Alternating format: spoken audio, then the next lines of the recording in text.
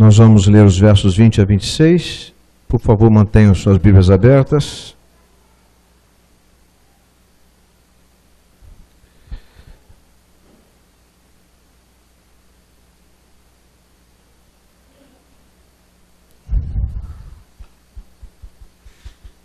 Antes da gente ler um texto, eu queria fazer uma pergunta para você. Você que é membro desta igreja. A quantas pessoas você, nesta semana que findou ontem, você falou de Cristo?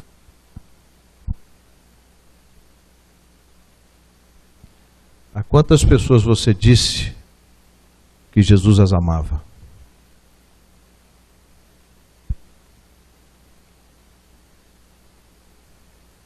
Com quantas pessoas você esteve e a quantas você falou?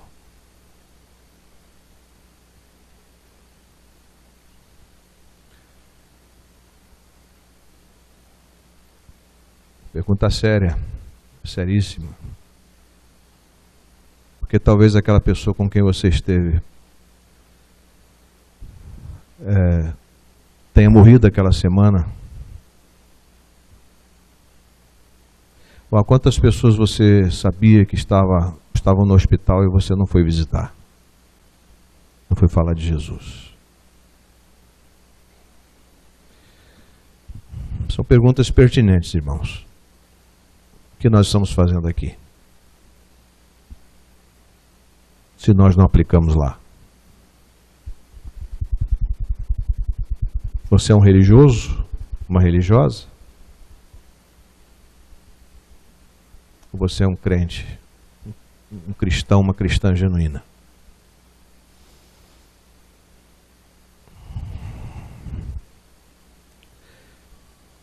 Capítulo 12, versos 20 a 26. Se você passar ali na mesa do saber e pegar um texto daquele, entregar a alguém, lê isso aqui. Lembre-se, Jesus ama você. Que coisa maravilhosa, irmãos, a gente partilhar Cristo, o arrimo da nossa alma.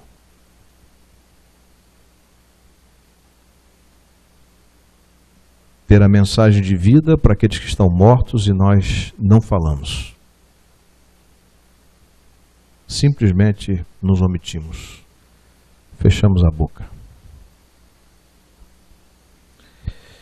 Entre os que tinham subido à festa para adorar, estavam alguns gregos, ou, outra tradução, gentios. Eles se dirigiram a Filipe, que era de Betsaida da Galileia, e pediram-lhe: Senhor, queremos ver Jesus. Filipe foi dizê-lo a André e os dois avisaram Jesus. Jesus lhes respondeu: Chegou a hora de ser glorificado o Filho do Homem. Em verdade vos digo, se o grão de trigo não cair na terra e não morrer, ficará só, mas se morrer, dará muito fruto. Mas quem ama a sua vida, irá perdê-la. E quem odeia a sua vida neste mundo, irá preservá-la para a vida eterna. Se alguém quiser me servir, siga-me. E onde eu estiver, lá também estará o meu servo. Se alguém me serve, o Pai o honrará. Obrigado, Senhor, pela liberdade, pelo privilégio e honra de podermos ler esta porção da Tua palavra. Que o Senhor possa, pelo Teu precioso Espírito que a inspirou, iluminar a nossa mente, o nosso coração para entendê-la e praticá-la no dia a dia. Faça de cada um de nós uma testemunha alegre, entusiasta, contente de Jesus Cristo. E onde quer que estejamos, e com as pessoas com as quais nos relacionarmos, nós possamos aproveitar as oportunidades de falar-lhes de Cristo. E o Senhor continua a nos falar nesta noite. Obrigado por Tua palavra. Tenha compaixão de mim, ajuda-me a ministrar a Tua palavra como ela é, o genuíno Evangelho. Em nome de Jesus oramos e agradecemos. Amém. Meus irmãos e amigos, se vocês observarem, o nosso contexto anterior trata da ressurreição de Lázaro. Aquele homem 4 dias morto, Jesus o ressuscitou. mostrando que Ele é a ressurreição e a vida. Se vocês olharem para o contexto posterior, o capítulo 13, vocês vão olhar Jesus se cingindo com a toalha, se revelando, se mostrando como servo, e aí o traidor é revelado, e aí começa a entrar na via crucis, no caminho da cruz. Nessa série de sermões sobre aprendendo com o Mestre, hoje nós vamos tratar o que é a vida cristã. O que é a vida cristã? Essa é a grande pergunta para nós. Se fala tanto de cristianismo, será que seguimos cristianismo?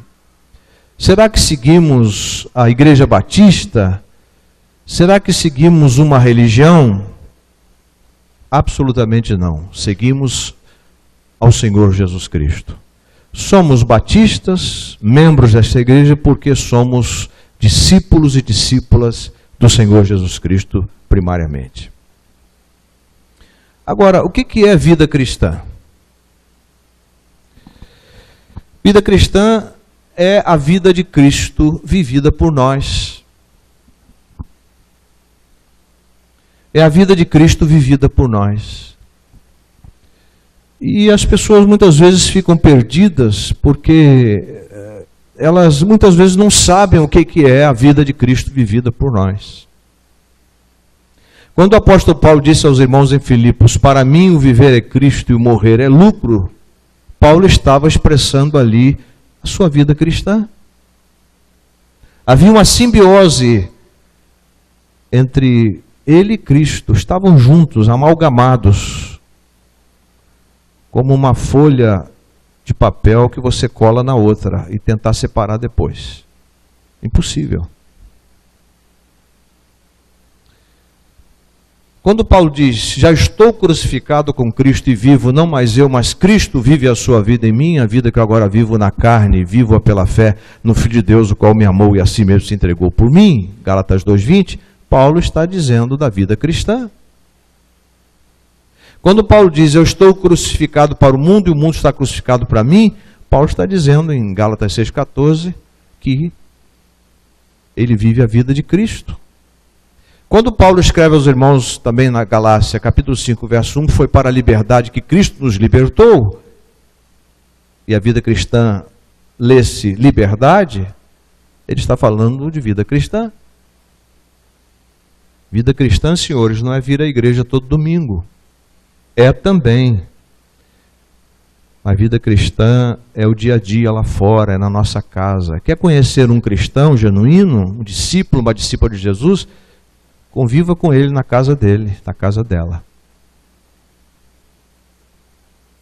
É na casa que nós tiramos as máscaras. As máscaras caem. É na casa, não é aqui não. É lá que nós mostramos quem somos.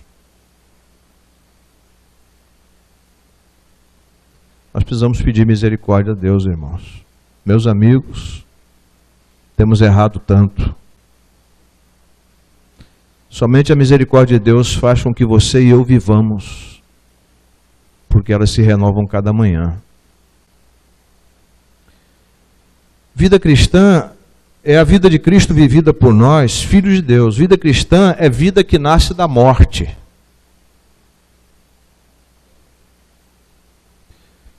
Agostinho, considerado um dos maiores teólogos da igreja, que viveu no 4º século no norte da África, ele orou, deixa-me morrer, senão eu morro, deixa-me somente ver o teu rosto. Essa era a oração dele. Agostinho era um inveterado pecador, era um homem, um devasso. Mas sua mãe, Mônica, chamada de Santa Mônica, sua mãe Mônica orava a Deus por ele e pelo pai de Agostinho. Uma mulher de Deus. Era uma santa, mas não para ser adorada. Uma santa mulher. Agostinho se converteu. Escreveu um dos textos mais lindos, difícil de ler, as confissões dele. linguagem difícil, profunda. Mas ele continua orando, dizendo: não escondas de mim o teu rosto. Ele clamou em agonia de desejo: ó, que eu pudesse, diz ele, repousar em ti, ó, que entrasses em meu coração e o inebriasses, para que eu conhecesse, esquecesse dos meus males e te abraçasse, meu único bem. A oração de um cristão está aqui. Quando ele sabe que ele nada merecia, nada merece, tudo o que ele é e tem é graça de Deus. Porque graça é Deus dando e fazendo tudo a quem nada merece. Eu nada mereço. Eu nem mereço estar pregando para vocês, mas por causa da sua graça eu estou aqui. Por isso que eu entendo Paulo dizer, em capítulo 15 da primeira carta aos Coríntios, verso 10, pela graça de Deus sou o que sou, e a sua graça não foi vã para comigo. Vamos aprender com o mestre o que é a vida cristã. É a vida que nasce da morte. Vida espiritual que vem de Deus. É aquilo que Paulo fala usando o se, o condicional. Se fostes ressuscitados com Cristo. Se fostes ressuscitado, eu espero que você tenha sido ressuscitado com Cristo. Eu espero. Se fostes, pois, ressuscitados com Cristo, buscai as coisas de cima.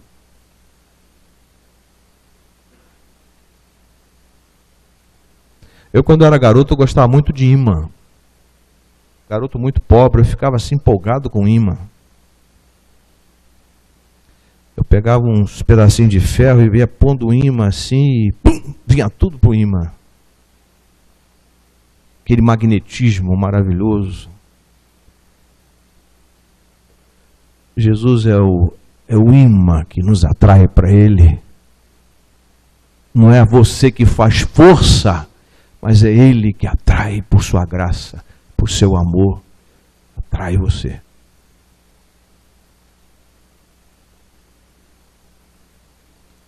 Meu filho mandou um e-mail para mim: pai, vê aí o que o Caio Fábio fala do padre Fábio de Mello.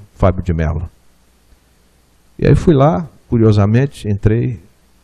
E aí o Caio Fábio botou um vídeo de Fábio de Mello, padre Fábio de Mello, falando: larguem Maria como centro, Jesus é o centro da nossa vida. Nós devemos girar em torno de Jesus. Maria não é mais importante que Jesus, não. Aí o Caio Fábio, olha, daqui a pouco ele vai ser defenestrado. Defenestrer em francês e jogar pela janela. Porque está pregando a verdade. Cristo é aquele que nos atrai para si. Ele nos traz para si.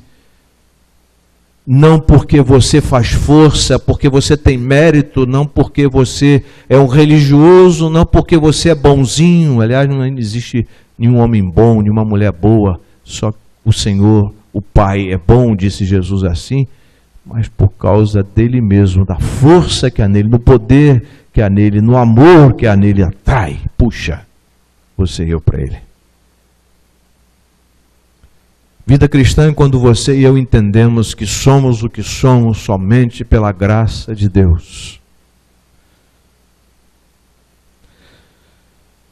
Primeira coisa que nós queremos aprender desse texto é que vida cristã não é simplesmente ver a Jesus como os gregos, não sabia se havia filósofos entre eles, mas diz o texto que os que tinham subido à festa para adorar estavam, alguns gregos foram adorar em Jerusalém, a festa, talvez dos tabernáculos. E eles se dirigiram a Filipe, que era de Betsaida, da Galileia, e pediram-lhe: Senhor, queremos ver a Jesus. O desejo deles era autêntico, o desejo deles era sincero: queremos ver a Jesus. Filipe foi dizê-lo a André e os dois avisaram a Jesus. Mas ver a Jesus não significa que você tem vida cristã. Mas quando você olha para Cristo pela fé e crê na suficiência dele, aí começa a sua vida cristã. Os judeus viram a Jesus, mas nada mudou na vida deles. Muitos deles foram para a igreja e levaram o legalismo junto. Levaram a insuficiência de Cristo para dentro da igreja, porque eles queriam Cristo mais a lei, Cristo mais a circuncisão. E há muitas pessoas hoje nas igrejas que não se satisfazem com Cristo.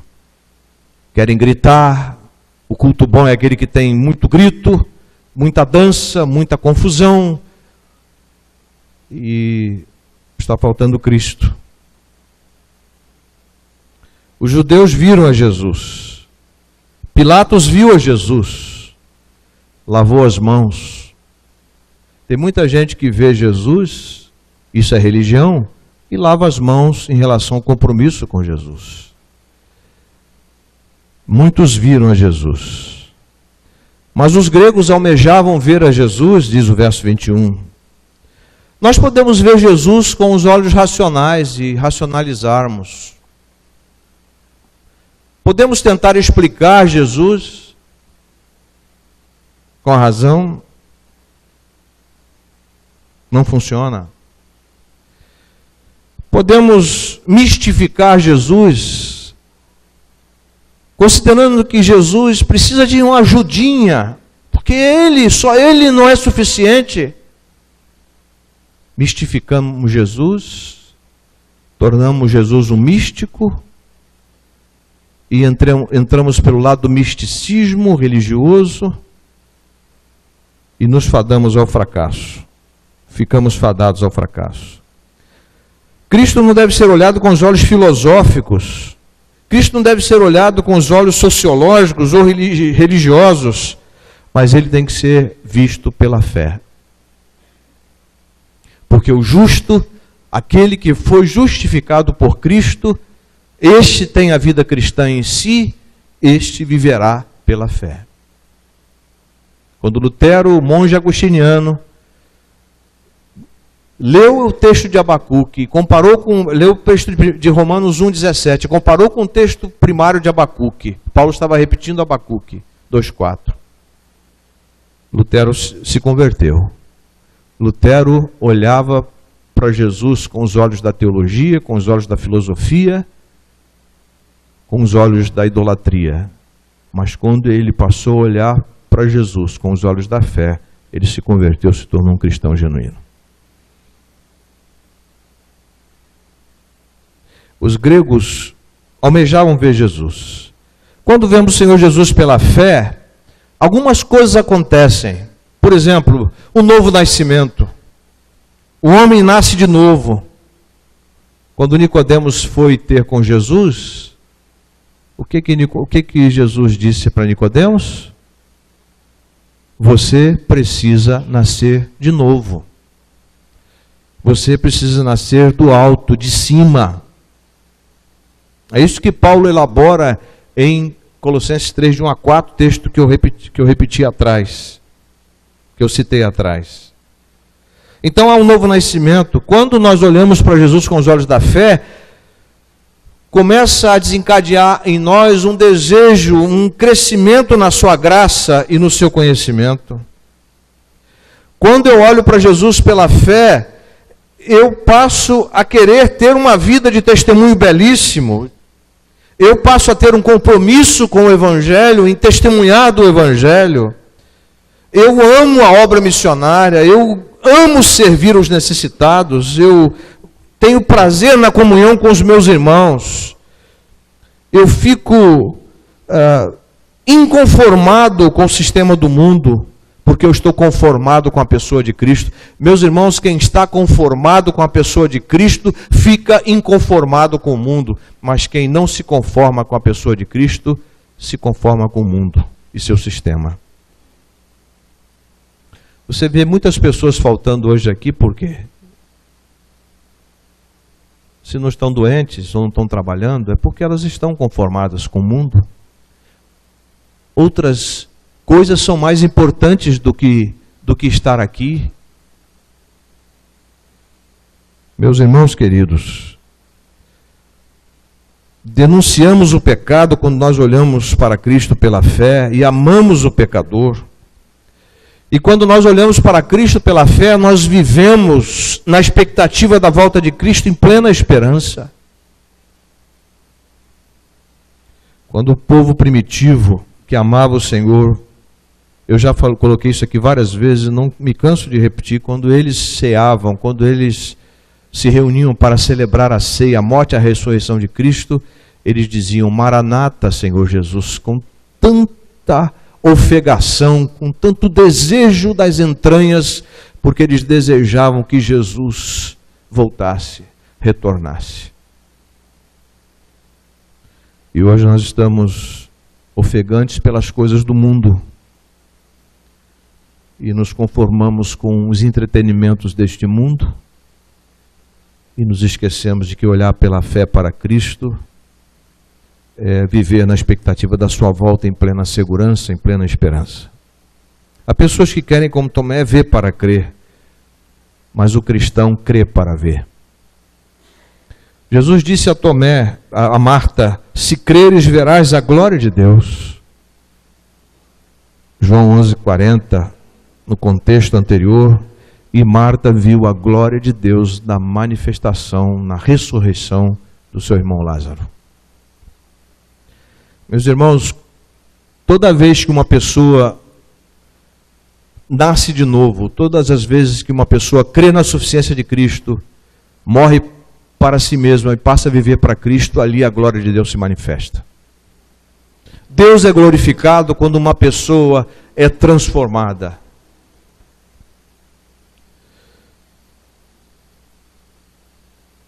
Eu estava brincando agora no café do pessoal da educação cristã, tivemos uma reunião lá, muito boa reunião, depois fomos para o café lá no salão, aí chegaram o irmão Jesse e o Fernando. Aí eu brinquei, chegaram 2 maltrapilhos, eles não foram convidados para o café, mas tomaram café conosco. É assim que as coisas funcionam. Você não é convidado numa festa em que você não tem um convite, mas onde há o povo de Deus, ali entra quem quiser entrar, porque a graça está ali presente na vida do crente.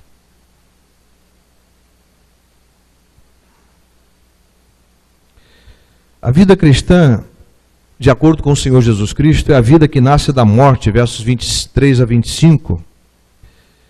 E Jesus respondeu: chegou a hora de ser glorificado o Filho do Homem. Jesus estava dizendo, chegou a hora do Filho do Homem ser reconhecido como Salvador, como Redentor, como aquele que veio dar a sua vida. O Filho do Homem haveria de ser glorificado na sua missão como Salvador de nós. E Jesus disse: em verdade vos digo, se o grão de trigo não cair na terra e não morrer, ficará só, mas se morrer, dará muito fruto. Quem ama a sua vida, irá perdê-la, mas quem odeia a sua vida neste mundo, irá preservá-la para a vida eterna. Toda vez que você come um pão quentinho, um pão gostoso, é porque o trigo morreu. Meus irmãos, nós experimentamos tantas coisas boas na vida cristã, sabe por quê? Porque Jesus morreu. Jesus ressuscitou. E nós morremos com Ele, e ressuscitamos com Ele. E nós experimentamos a sua graça diariamente. O grão de trigo precisa morrer para que nasça o pé de trigo. Morrendo dá muito fruto. Se não morrer, não dá fruto. Fica ele só. Por que muitas pessoas estão sós e não dão fruto dentro da igreja? Porque ainda não morreram. Enquanto eu for pastor dessa igreja, eu vou pregar isso. Eu vou pregar que Jesus foi crucificado, eu fui crucificado com Ele. Quando Ele morreu, eu morri com Ele. Quando Ele ressuscitou, eu ressuscitei com Ele. E eu digo com tristeza que há membros de igreja que ainda não se converteram, porque não morreram.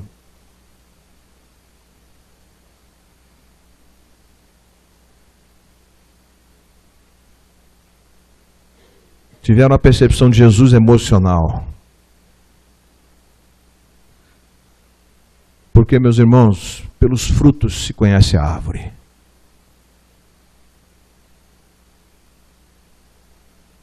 A minha sogra plantou um pé de maracujá. O bicho foi engrossando o tronco dele, foi subindo, foi lá para cima, lá no morro. O bicho começou a dar fruto. Tá caindo, eu chego lá, tem aquele monte de maracujá caído no chão. Coisa maravilhosa. Se conhece o maracujá pelo fruto, se conhece o cristão pelo fruto.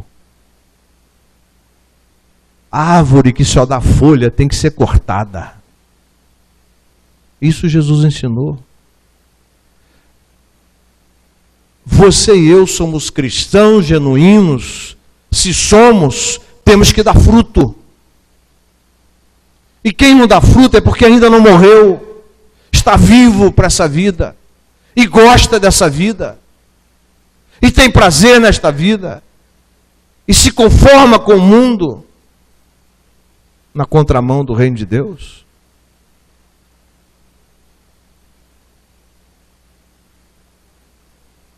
Pois quem ama a sua vida há de perdê-la, quem perdê-la há de achá-la.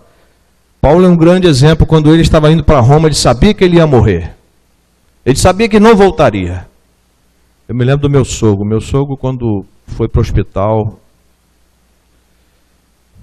ele passou para nós que ele não ia voltar. E realmente não voltou. Foi fazer um cateterismo.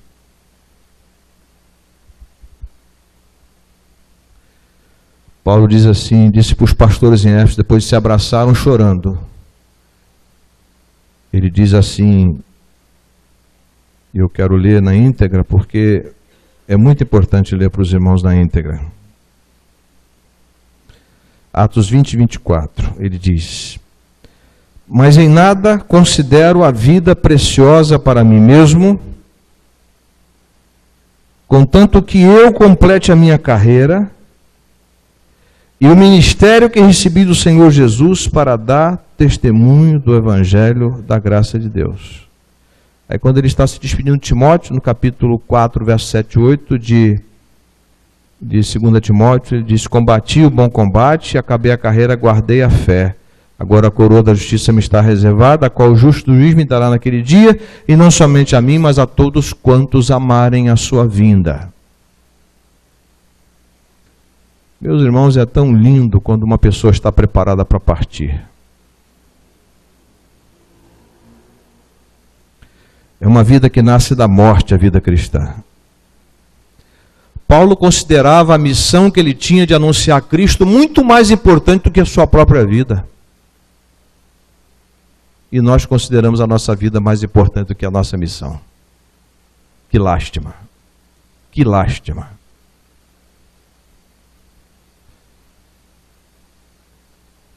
Eu não estou condenando você não, tá? Estou condenando você não, mas tinha um bando de gente ali trocando figurinha. Todo domingo de manhã tem gente trocando figurinha naquela Praça Brasil. Praça Brasil ali, né? Não, das Nações. Das Nações Unidas. Aquele monte de gente trocando figurinha.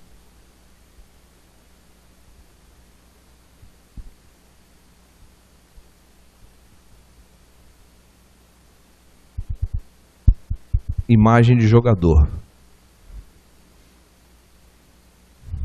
Esse mundo vai inebriando as pessoas, esse mundo vai conquistando as pessoas.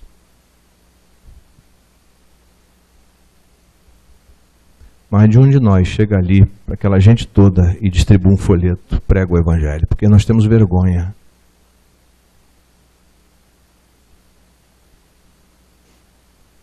O Atmani perdeu a sua vida na prisão na China por causa de Cristo. E ele nos presenteia com 9 características da vida cristã como revelado nas Escrituras. Ele diz que uma vida cristã é uma vida liberta dos pecados. Jesus veio para libertar o povo dos pecados. Mateus 1:21. Uma vida cristã que mantém comunhão íntima com Deus, diz o Atmani. Uma vida cristã que se satisfaz plenamente com o Senhor. Uma vida que é rica em influência. Rios de água viva correrão do seu ventre. Uma vida que é rica em influência. Meus irmãos, eu sempre disse para meus filhos, olha, se vocês não influenciarem, vocês serão influenciados. Nós recebemos mais influência do mundo do que nós influenciamos o mundo. Dr. Shedd chama de teologia do desperdício. Há muita gente desperdiçando a sua vida, não aproveitando as oportunidades para testemunhar de Cristo. O Atmani diz que a vida cristã é uma vida liberta do poder do pecado. Ele diz também que uma vida cristã vence as circunstâncias. Não se torna refém das circunstâncias, mas no Senhor as vence. É uma vida que pratica o bem, pela graça do seu salvo meio da fé. Não vem de vós, é dom de Deus, não vem de obras para que ninguém se glorie, pois somos feitura, poema seu, criados em Cristo Jesus para as boas obras, as quais Deus as fez para que andássemos nelas. É uma vida que é cheia de luz, João 8,12, uma vida que é totalmente santificada, 1 Tessalonicenses 5,23. E por último, a vida cristã é uma vida de serviço amoroso. Eu ontem fiquei muito empolgado com alguns casais da igreja, servindo aqueles juniores, aqueles adolescentes. Coisa linda, irmãos, coisa linda, maravilhosa. Gente que rala durante a semana, fazendo pizza, cortando pizza, servindo pizza, serviço amoroso.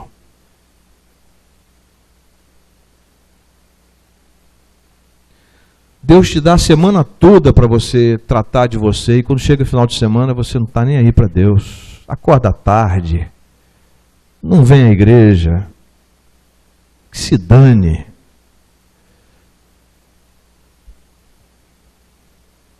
Quem é o nosso fundamento, meus irmãos?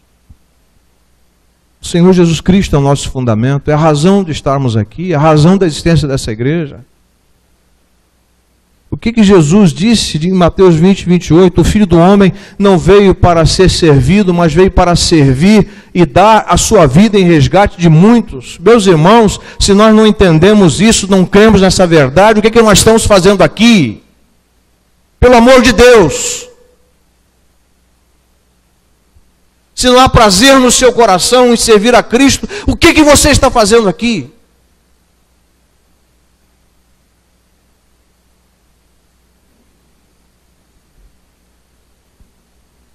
Mas a gente vai conhecer quem são os crentes quando vier a perseguição. Se nós estivermos lá, que eu acredito que a maioria de nós aqui não estará lá. Mas filhos e netos nossos estarão. E o que nós estamos fazendo por eles?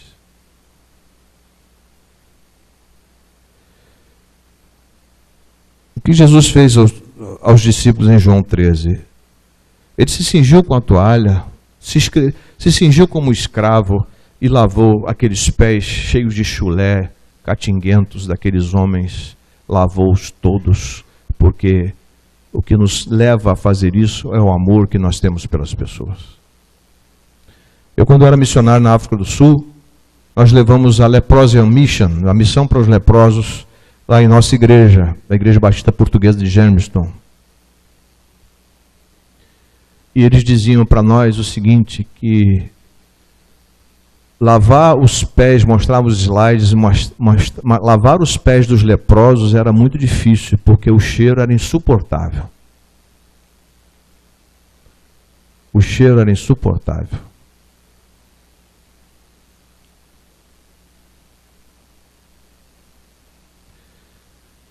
Mas só o amor faz isso.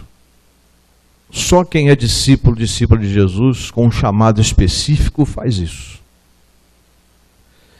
Ted Haggard, que foi o fundador da editora Betânia, que nasceu em Minneapolis, Estados Unidos, ele foi muito feliz quando ele afirmou que o tesouro que reside dentro de nós é Cristo. Nele não há mínima ausência de pureza ou de poder, e nele temos todas as coisas. Ele não só deseja encher nossas vidas com o seu gracioso Espírito, mas também quer superabundar por meio de nós. Disse aquele velhinho: mas a dura casca de nossa humanidade não quebrantada impede esse fluxo de vida. A razão por que Cristo não é muito visto hoje em dia está no fato de não estarmos quebrantados. Portanto, se queremos de fato revelar Cristo, precisamos ser quebrantados. É por isso que as pessoas não falam de Jesus, né, Rodrigo? As pessoas não falam de Cristo porque não são quebrantadas.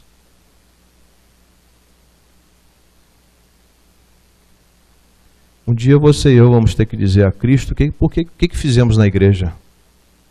Por que estamos na igreja? Na sua igreja. Quais foram as motivações?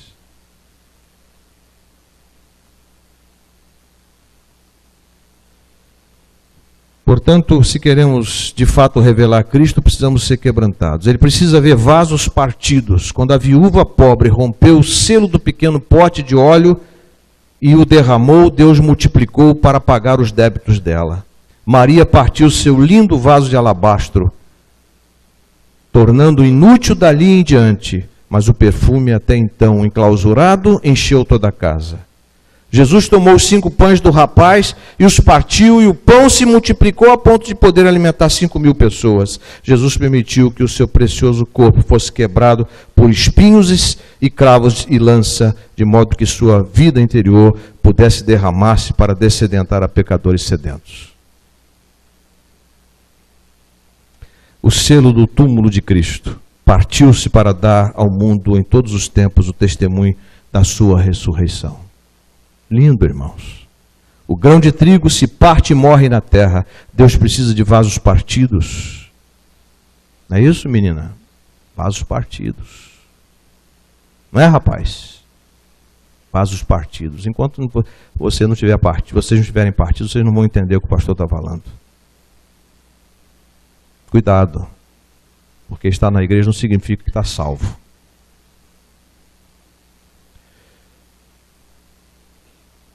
Deus precisa de vasos partidos. A ausência de quebrantamento oculta o nosso tesouro, o Senhor Jesus Cristo. Só o quebrantamento revela Cristo. Eu quero concluir. A nossa carne não crucificada nos privará da pureza do coração, do caráter semelhante ao de Cristo, de percepção espiritual, de frutuosidade. E mais que tudo, uma vida na carne esconderá de nós a visão da face de Deus, visão que tem sido a luz da terra e será a perfeição no céu. A vida cristã, senhores, a vida cristã não é uma vida religiosa, não. Não é uma vida de final de semana, não. Não é uma vida de domingo de manhã, aqueles que vêm domingo de manhã. Não é de domingo à noite, aqueles que vêm à noite. Escolhem de acordo com suas preferências e seus compromissos mais emergenciais, mais importantes.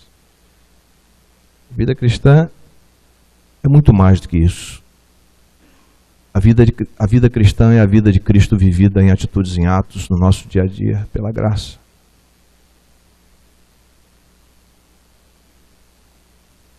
Você e eu precisamos chorar as nossas mazelas.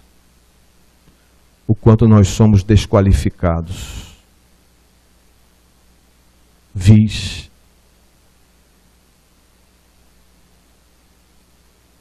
E não temos condições nem de estar aqui. não fosse a graça de Deus.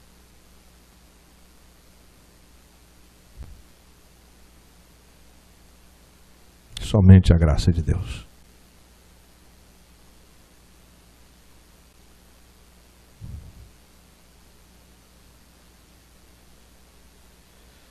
A vida cristã consiste em novo nascimento, conversão, consiste em santificação, a vida semelhante a Cristo, e glorificação, a vida eterna com Ele.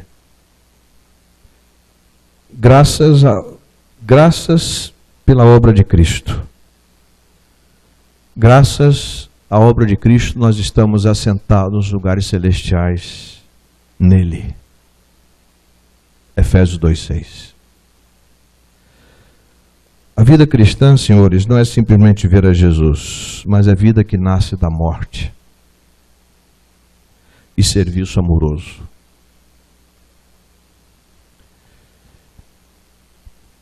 A vida cristã, portanto, é o amor de Deus, Cristo, derramado em nós pelo Espírito Santo, conforme Paulo ensina em Romanos 5:5.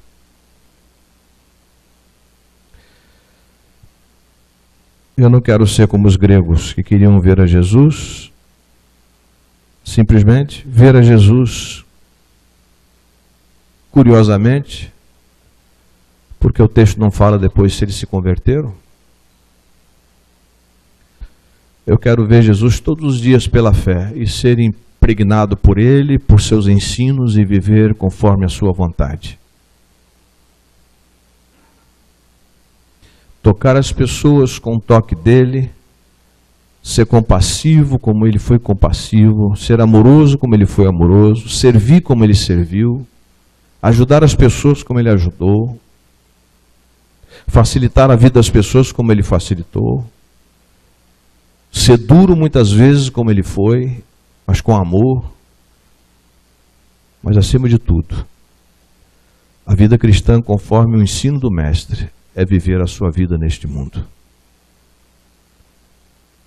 Uma vida de acordo com a vontade do Pai, uma vida fundamentada nas Escrituras, uma vida que faça toda a diferença.